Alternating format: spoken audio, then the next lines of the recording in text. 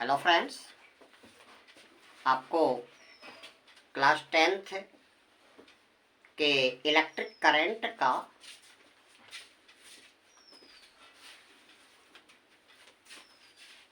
ओम का नियम आज भेजा जा रहा है। ओम के नियम के अनुसार किसी भी धातु के तार में प्रवाहित होने वाली विद्युत धारा उस तार के सिरों के बीच लगाए गए विभवांतर के समानुपाती होती है। ओम का नियम किसी चालक तार में प्रवाहित होने वाली विद्युत धारा चालक के सिरों ओम का नियम ओम का नियम किसी चालक तार में प्रवाहित होने वाली विद्युत धारा चालक के सिरों पर लगाए गए विभवांतर के समानुपाती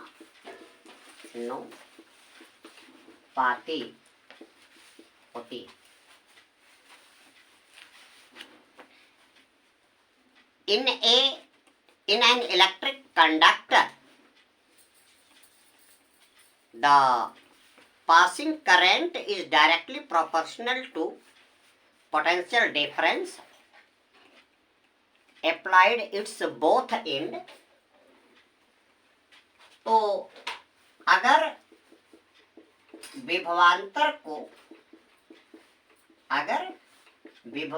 को कैपिटल भी से दिखाया जाए और चालक में प्रवाहित होने वाली धारा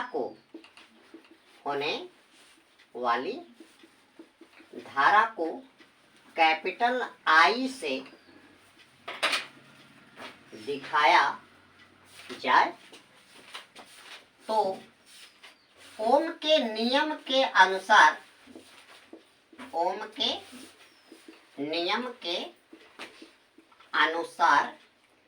भी प्रोपोर्शनल टू आई।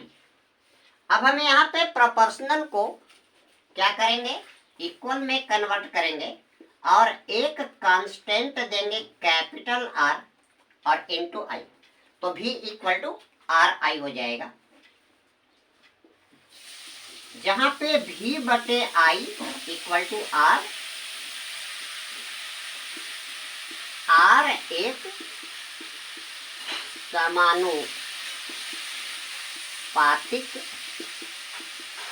नियतांक है जिसे चालक तार का प्रतिरोध कहते हैं।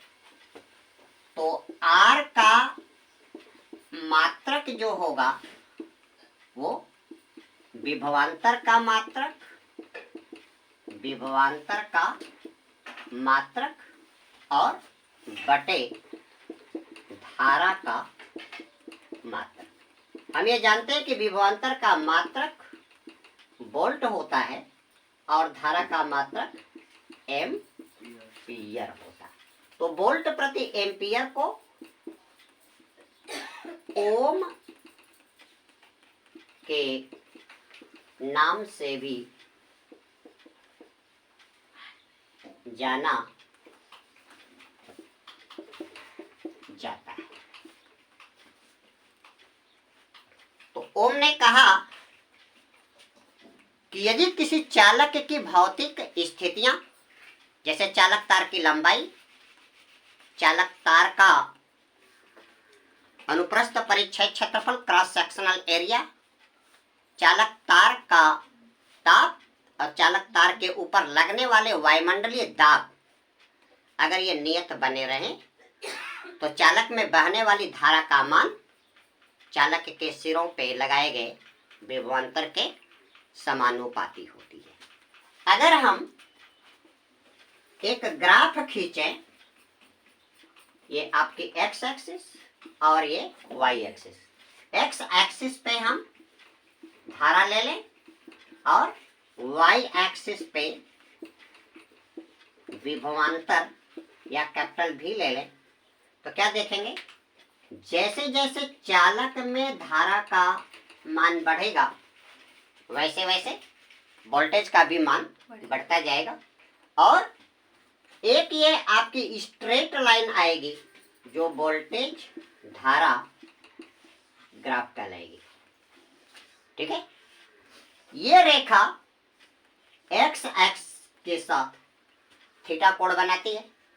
अगर हम किसी विशेष धारा के मान पे, किसी विशेष पॉइंट पे, इस रेखा के किसी विशेष पॉइंट से हम एक्स एक्सिस और वाई एक्सिस पे परपेंडिकुलर खींच दें तो यहाँ पे आपका tan थीटा इक्वल टू लंब बटे आधार होता है और लंब के रूप में आपका क्या दे रहा है, वोल्टेज दे रहा है और आधार के रूप में क्या दे रहा है, धारा दे रहा है। तो tan थीटा इक्वल टू ये आपका v बटे आई हो जाएगा और tan थीटा इक्वल टू v बटे आई इक्वल टू आर, यानी कि tan थीटा का मान प्रतिरोध के मान के क्या होगा, बराबर होगा।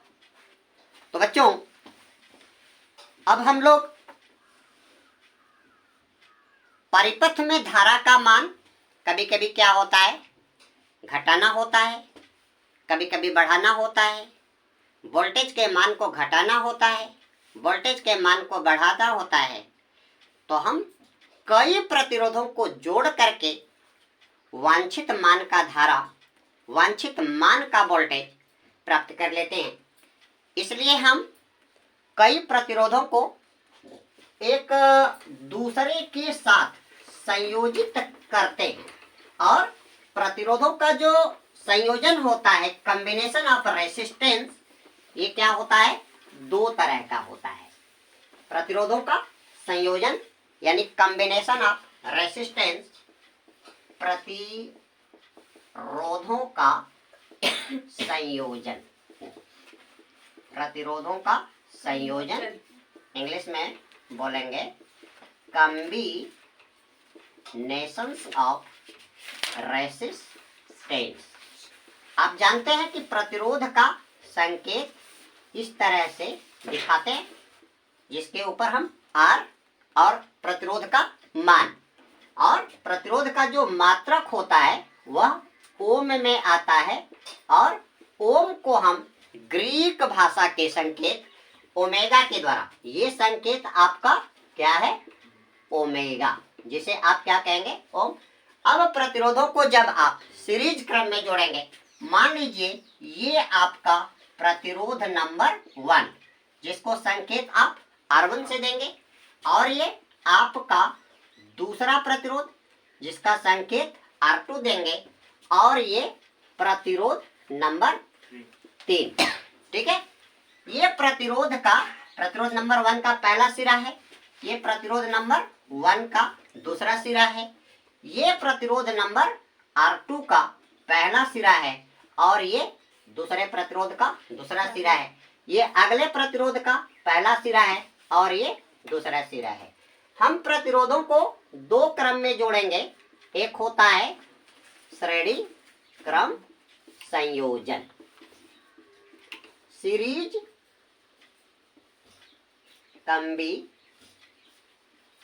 कॉम्बिनेशंस, और दूसरा होता है समांतर क्रम संयोजन जिसे हम बोलते हैं पैरेलल कॉम्बिनेशन। सीरीज में आप क्या करेंगे, पहले प्रतिरोध के दूसरे दूसरे सिरे को दूसरे प्रतिरोध के पहले सिरे के साथ जोड़ देंगे और दूसरे प्रतिरोध के दूसरे सिरे को तीसरे प्रतिरोध के पहले सिरे के साथ जोड़ देंगे और आप क्या करेंगे, परिपथ में एक क्या कर देंगे, ऊर्जा का स्रोत जिसको आप सेल या बैटरी के साथ क्या कर देंगे, जोड़ देंगे। अब इस बैटरी के दूसरे सिरे को आप क्या करेंगे, ये आपका प्लस हो गया और ये आपका minus, plus minus plus minus, ये आप जोड़ देंगे और इसी परिपथ में आप क्या करेंगे, श्रेणी क्रम में एक क्या जोड़ देंगे, अमीटर जोड़ देंगे।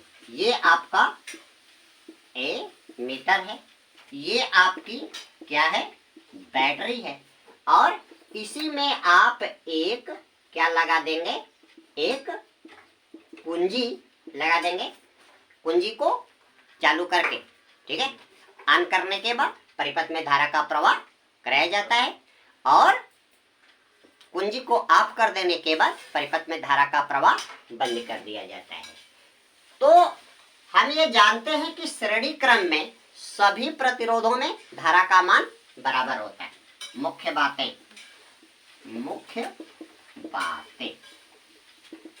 श्रेणी क्रम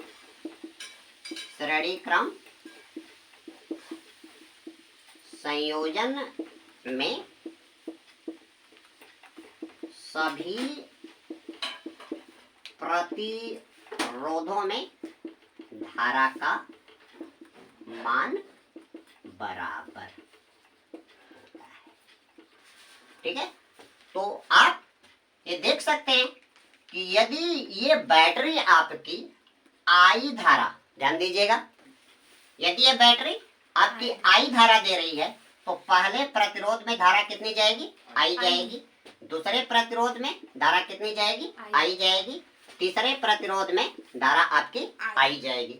ठीक है, क्योंकि श्रेणी क्रम संयोजन में सभी प्रतिरोधों में धारा का मान बराबर होता है।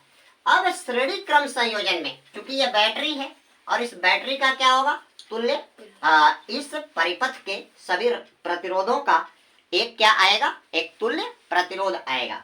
तो यहाँ पे जो कुल विभवांतर होगा, कुल विभवांतर यानी V बराबर, पहले प्रतिरोध में वोल्टेज आपका कितना गया, V1 गया। दूसरे प्रतिरोध के सिरों के बीच में विभवांतर आपका V2 और तीसरे प्रतिरोध के सिरों के बीच में विभवांतर V3।